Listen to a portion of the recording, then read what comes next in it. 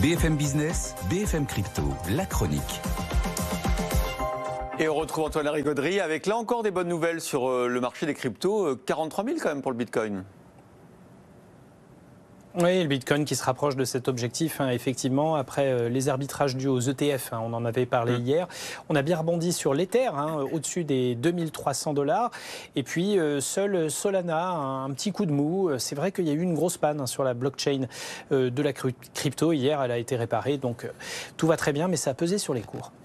La crypto qui ne cesse d'innover. Et cette fois-ci, il faut faire attention quand même sur ce marché, sur les quotas carbone.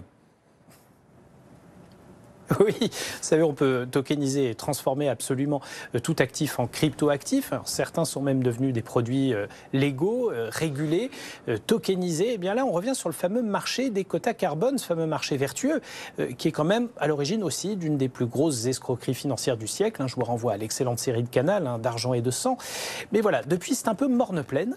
Et c'est ce que notent les responsables du projet Neutral pour le côté crypto et DLT Finance pour le courtage. En fait, personne n'a jamais travailler sur l'infrastructure d'échange de quotas et de produits de compensation carbone.